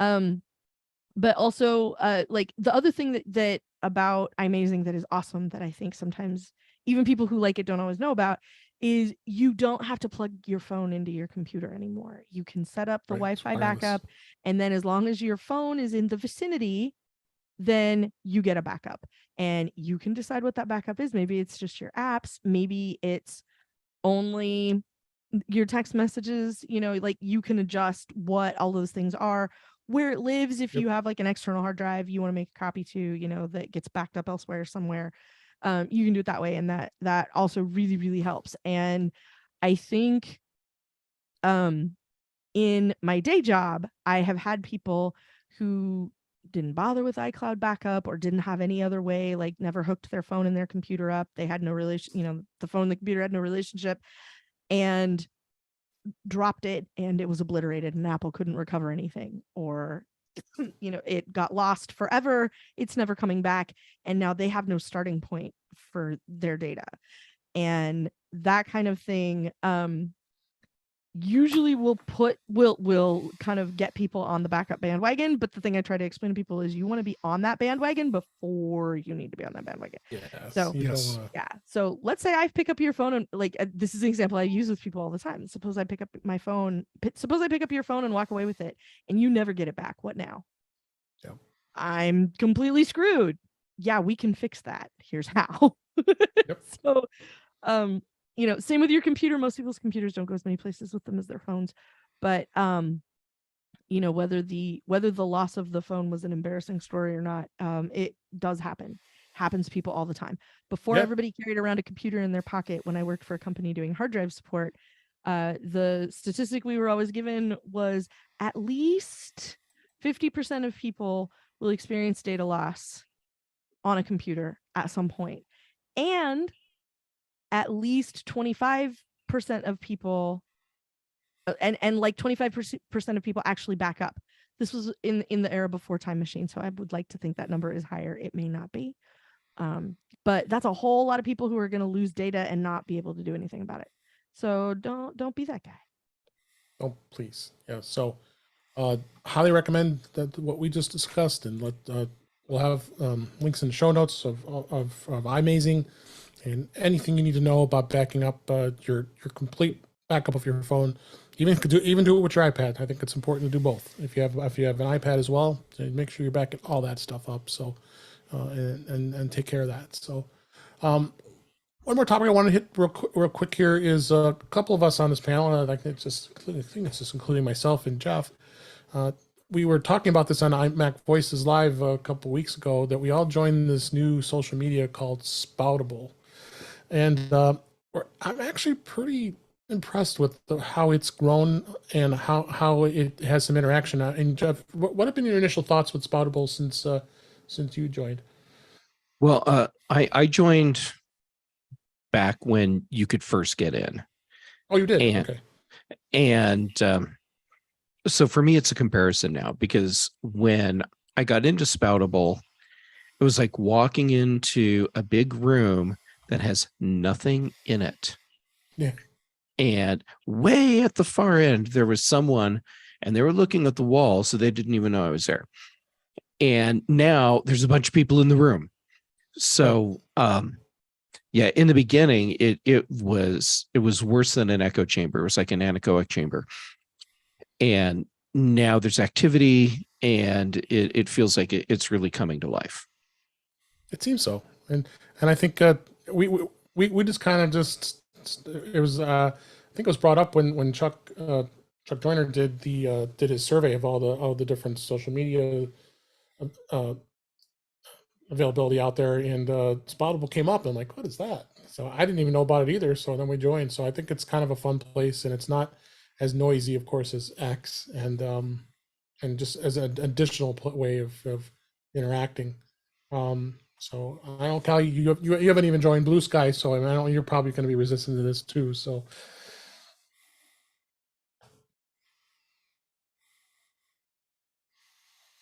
It's not so much that I'm resistant as much as I don't. One of the benefits of Twitter slowly burning to the ground is that I spend less time on social media. So I don't have the I spend way more time on Mastodon than I probably should anyway. But I like it there, and that's pretty much it. So okay.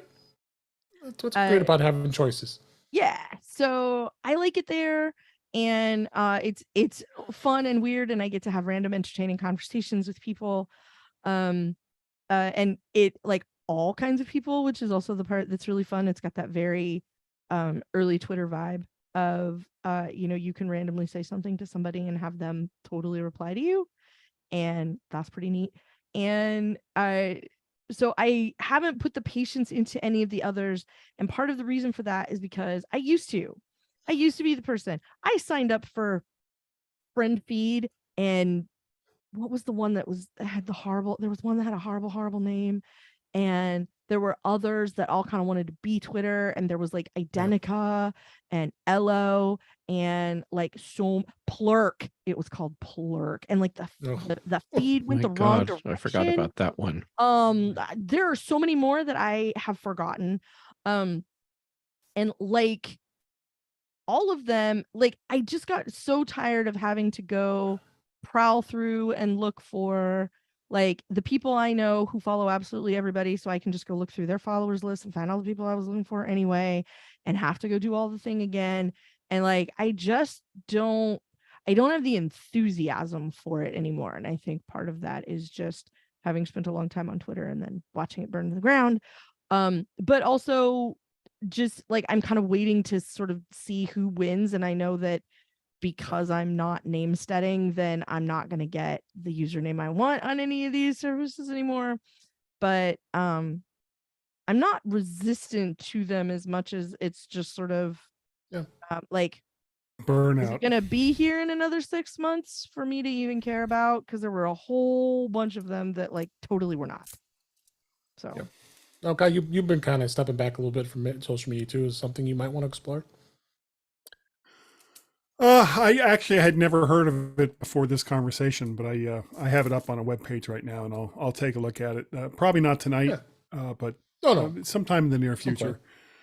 I've been, I've been kind of stepping away from a lot of social media. I'm ashamed to say most of my social media stuff these days has been Facebook, but only because that's where like my kids are, and that's where my and it doesn't fill me with joy that seems to be the main place that I'm at these days. I don't really, I've got a Mastodon account, I've got a Counter Social account, I've got accounts in all different kinds of social media sites that once I realized what they were all about, I pretty much was like, okay, I don't want to be anywhere near these. But of course I keep getting mail from them saying, you haven't said anything in a long time. It's like, well, maybe there's a reason why. Parlor and some of those other ones, like, just leave me the hell alone. I don't want to talk to you anymore. But for the most part, I've found recently that social media is just such a dumpster fire of my opinion, or you're a terrible, horrible person. It's like I just don't need that in my life right now. Sure. who wants to be told that if you don't follow and believe 100% of everything that I do, then you're this terrible person. It's like, no, I don't accept that, and I'm not going to deal with it. So for the most part, I don't go on Twitter or X or any of the other ones that I was a semi-regular of, and I'm finding that my life is improving in so many ways that I don't have to deal with it anymore. Yeah. So check it out. I thought it was interesting to talk about. There is an iOS app as well as there's an iPad OS app, and you can install the iPad OS app on your Apple Silicon Mac if you want to as well. The iOS app need a bit of improvement. I mean, I think the size is very small, and I think by standard's sake. So, but check it out. I think it's fun if you want to have that. At least check it out, see if it is. Maybe it's for you, maybe it's not. So, before we go, I wanted to make an announcement here that MacStock 7's the 2023 virtual pass is now available. You can relive the conference as you can go purchase a virtual pass. Yes, and we missed you dearly, both you, Kelly and Guy, that you weren't there this year, but there's always next year. But you get to see all the talks of all of our regular guests, including, of course, myself, as well as Brittany and Chuck and Jeff, and so we really had a great time, and it's not that terribly expensive. You're gonna get some great sessions to be able to see. Go to macstockconferenceandexpo.com to check that out and sign up for that event. I watched back myself again. I was like, boy, I had a lot of fun. So it's totally worth it, by the way, because that's how I did it this year, was virtually. Good. Oh, that's right. You were there live, so you saw firsthand what we did. So please check that out. Support MacStock, and we're definitely going to have another MacStock next year, and you've, of course, Mike Potter's been on here many times and been talking about it, and please go ahead. I hope he does it in the same way. Staying away from McHenry Community College. Yeah, it was a nice little cozy event. Change of pace event. The venue and location that was really nice. Yeah, at first I was a little skeptical because it was small, but we were so used to having the giant college, and but no, it really turned out good. So that you're going to enjoy all the great events, including, I didn't even mention Dave Hamilton and Mac Gab, and that was an absolute blast seeing all the other hosts, and including I want to John point out something that no one has commented on yet. Yeah. Have you seen the photos of the Mac Geek Gab panel discussion? I did. Everyone's in shorts and I'm in pants. I didn't even think of that. If I had seen them, I absolutely would have noticed that. Oh, that you were. I remember that. Yeah. Oh my gosh, I didn't even put two and two together, and I was there sitting in the front row. It was one of the first things that I noticed when I saw the photo of all of us. It was like right before it started, and we're just chit chatting together up on the stage, and I looked and I'm like, oh my God, I'm the only one with pants on. That's too funny. Not that everybody else was naked. No, they just didn't have pants on. No, right. All right. Let's go ahead and wrap things up for this week. Thanks for what a great show this week. We appreciate it. That's a wrap for this week. Please send your comments, questions, and suggestions to our email address, which is feedback@intouchwithios.com. You can follow us on Mastodon at InTouchWithIOS. I'm on X as well. Support the show by buying me a coffee at InTouchWithIOS.com/coffee. We'd really appreciate it. You can become a patron of the show by going to patreon.com/InTouchWithIOS. We have 2 tiers available to support the show. We would really appreciate it.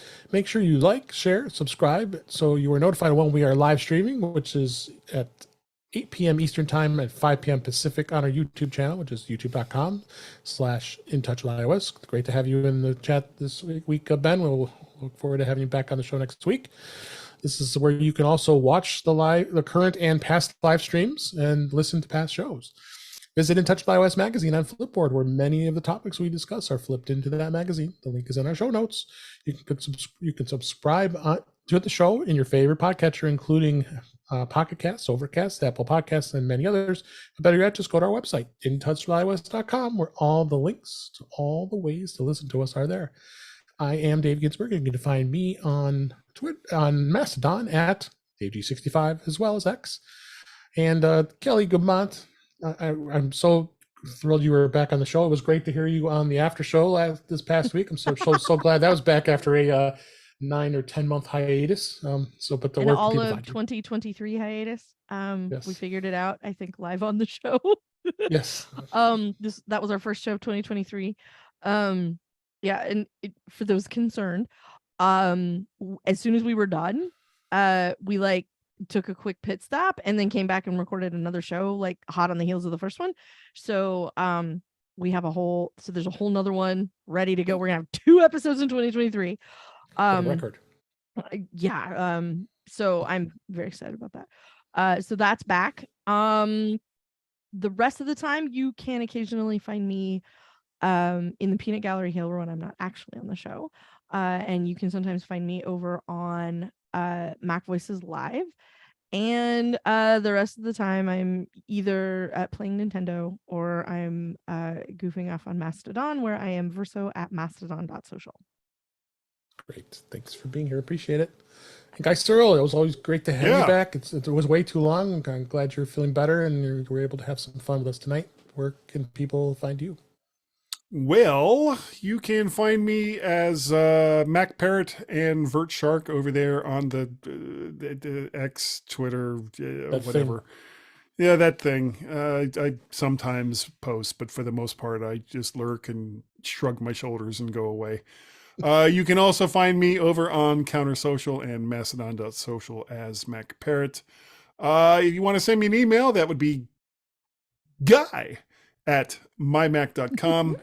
I have a Google Voice number related to the mymac.com podcast that I do with Gaz now for 14 or 15 years. And that number is 703-828-4677, 703-828-4677. And I'm looking forward to the plethora of calls that I'm sure I will get by giving that number out. Thanks, Guy. And last but certainly not least, Jeff Gamet, it's always a pleasure to have you on the show. Where can people find you?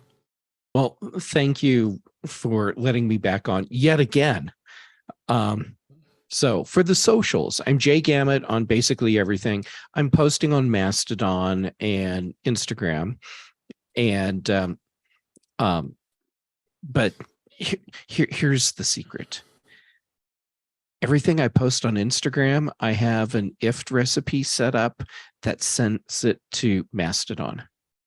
So if you want to just go to one place, just go to Mastodon. And there you go. I saved you some social network headaches.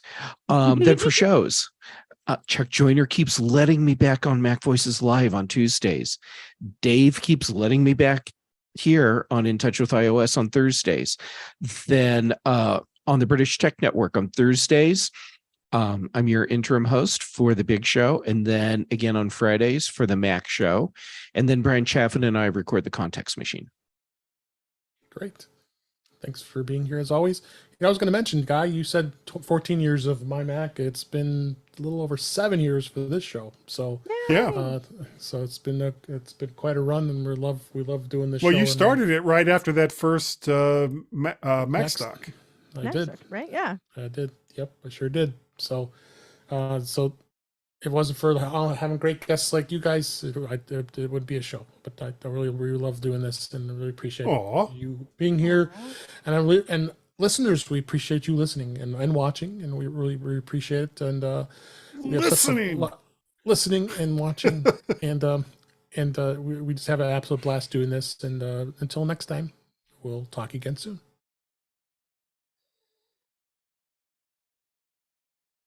Hey, thank you. Y'all. That's what I got in the mail today. Jelly was here for a while, and then she wanted back out. How gonna go make me crack out my iPods? I just got them in the mail because this one is gonna be, it's like my safety net. It's my parts machine for This is gonna be my parts machine for when I upgrade my own iPod, because I want to take out the spinny hard drive and I want to put an SSD in it, and I didn't want to do it without having another one, and so now I have another one, and so I'm gonna probably do that Nice. now, and I'm very excited about it. Where'd you get You're it? gonna change out the battery too? Of course. Yeah, you almost A friend have of to at this mine point. offered it up in the Mac admin Slack, and I'm like, well, if nobody else wants it, and then he went, well, so I was like, yes, please, I will take that device, and then he said, well, I also found this one, and I'm like, oh, yes, please. That is just so awesome. So yeah, so now I have it, and I'm very excited. I've shown mine before. I got Yeah. the second. Yeah, I don't even gen know what Wi-Fi. version mine is. This is the Mine came with a FireWire cable. Oh, good times. this is Mhm. the That's a Nano. iPod Mini or Nano. Nano. That's a Nano. Yeah, That's a Nano. yeah, that's the one I have. Okay. I have Yeah, a a friend couple of of mine those sitting around has somewhere. one that died that he uses for jogging, and I was like, I got one that you Yeah. can have. I mean, Yeah, this Not So, one is. using it. somewhere in this place, I have a box full of iPods, Oh, all really? different vintage. Oh, Yes, Ooh. tons of I've got- vintages. like I said, I got a bunch of them. Then there's a guy's Blueberry, Kelly. So I put a I s- link in the Zoom chat. There was an the Incomparable did a draft. He's eating it. Of course. I mean, you're supposed to eat it. You're going to be straight up out the all box. night with Yes, all that jagged sugar. out on Yeah. sugar. Yeah. I'm fine. Kelly, I love that I can plug any of the iPods that I have into my M2 Mac, Mhm. and they mount and They show mount. up. They do. You must not be running the beta, because my friend who sent these to me, I bought them. I paid for them. So they but stopped working in He said Sonoma? Sonoma is having a bad time with this iPod, and I'm a little stressed about it. Oh I mean, my I'm not God, upgrading you anytime kidding? soon personally, but I really hope it's not a problem. Yeah. Oh, here's my Nano. I got this from my little Oh. Flippy Do Nano from Yeah. friend I've of got the a show, couple of those John sitting around. Martellero, because he had one he wasn't using, and I went, oh, I need one. And That's so, awesome. yeah, so I have that one too. I didn't realize I had such a collection. I was naked without until my I watch. went It was looking at updating. them. Yeah, I just put mine on the charger to update too. I have to wait for it to get to half. Did you find the Put toy in the that whole box yet? away. Yeah, I don't think they put them in there anymore. I don't. It's really lame. The Yeah, back, I think I have the some- back of I the think I have box my is first like, videos on here's a maze. TikTok for guy eating blueberry.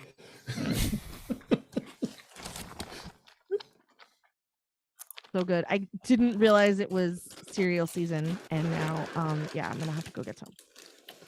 And I'm also gonna have to have 2 a for $6 conversation with. at Safeway. Oh God damn. I also haven't gonna have eaten cereal in years. Not Yeah. that kind of cereal. It's- It's like honey bunches of oats and some of the more healthier ones. Well, several years ago, I had a tooth that cracked, and then it became the absolute horrible problem that you would expect. And I went for a while where, like, anything other than just soft, like applesauce and juice, Yeah. and I had stopped eating cereal. Yeah. And when I got everything fixed and I could eat whatever I wanted again, Mhm. I had no interest at all in having cereal. That's weird. I'm sorry. I am eternally 12 years old. I always want cereal. I don't always have it, but I always want it. I mean, My wife bought me some fiber cereal, and I'm eating blueberry. That's because So- you're a good man. Yeah. So Jeff, My wife loves me. I there's no accounting for taste, and she wants me. She wants me It to stay happens. around for a while, and I keep buying crap cereal. So Jeff. I'm adding my iPod here. There you go. Ooh. Oh, I have one of since- those sitting around too. Yeah. Since you before I forget, the remote came with Huh? this stuff. In Oh, have that. nice. I have that buried Yes. somewhere. Yeah. Yep. So, Jeff, let me talk to you about the next thing you really want to put in your mouth. Da, da, da, da, da. Cherry ginger You beer. know what it is? It's cock and bull.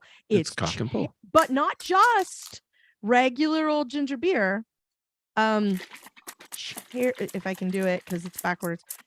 Cherry ginger beer. This is the stuff. This is what the kids call the bomb diggity.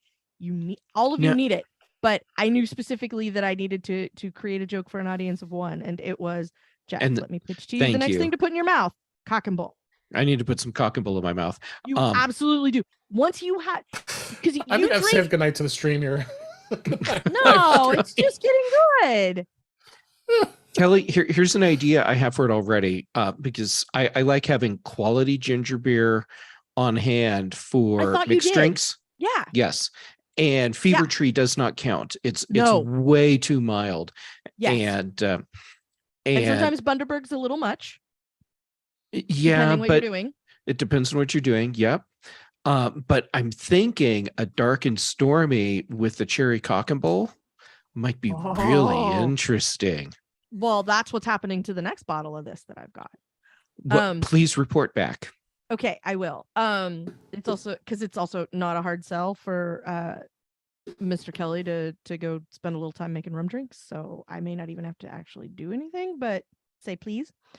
Well, the fact that you know what's in a dark and stormy without even having to pause for a moment is yet another reason why I love you.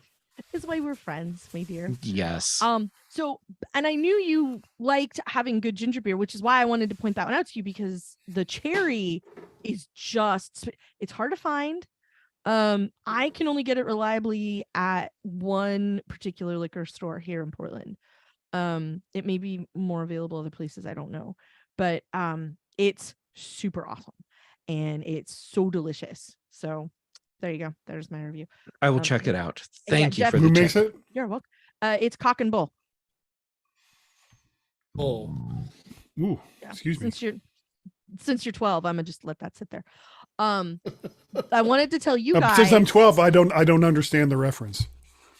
This is Rolling Square makes this. It's the In Charge cable. I know Jeff clocked it immediately, but just I you love guys mine. know. The company is Rolling Square. You can find them on Amazon. Yeah. I wanted to have a shorty one for like small things, but they make way longer ones, and you can get the same one. And it's this is one that does some sort of trickery with the lightning port that's on here, so it's actually also micro. And then so it's A and lightning. If you put in charge, I think X, it'll pop up. And so this magnets together so that it's always in half for you. And then this is micro and lightning, and then USB A, and then you transformer the outside, and the insides are both C. So if you need an A to C cable, you've got one. If you need an A to lightning or a C to lightning or A or C to micro, you've got one. And if you need C to C, you've also got one. I have successfully charged my laptop with this cable, my M1 Pro. Yeah. I think if you just put in charge X, it'll give you one of them. And I don't remember what they're, because I bought it through Kickstarter. Okay, Total Wine has it, the Cock and Bull Ginger Beer Cherry. Yes. But it's not available in Virginia. The closest place it has that sounds like a you problem. It is. It's Madison, Wisconsin is the closest place that it has it. Well, that's the closest Total Wine, right? There may be, like Bevmo may have it or something. I don't know if y'all have Bevmo. But I'm going to look and see if there's any place else. Maybe Eric Bolton can pick it up for us. There you go. So Kelly, I decided I should just do a quick search in Amazon for in my purchases for that cable. Mm-hmm. And so I'm searching my purchases cable. I have 3 pages of purchases that are just different cables. I am unsurprised. I think once again, this is how I know we're meant to be friends. Yep. This one's lava black. Yeah, I got the yellow because I actually really wanted it to be something obvious in my bag. And it's not horrible. So there's a link to the one to the exact one I have if you want it. Oh, you did? Okay. I just put the one I found. Yeah, mine is the 1 foot cable. And I have the 3-foot version of that same cable. And they also make I just set it down. They also make a keychain length, which is basically this much cable. Like it stops here. It's like just enough cable to fold in half. And then it's got this deal for the end that you can, so you can clip it on your keyring or whatever. Mine lives in my bag with my other little accoutrement that I always take with me. So, because I have this little Tom Bin pouch that goes nicely with my Tom Bin backpack. Where are the pouch girl? And it's full of, it's always full of whatever it is that I'm looking for. So usually in there will be a couple of batteries and this cable, usually a flash drive, probably the little box I have with my charger and my other backup wristband for my Pokemon Gacha, and a couple of retractable lightning cables. Because, Swiss Army wife. It's a thing. Swiss Army wife. Yes. All right. Goodbye to everybody on the live stream. Appreciate it. Bye, live Bye,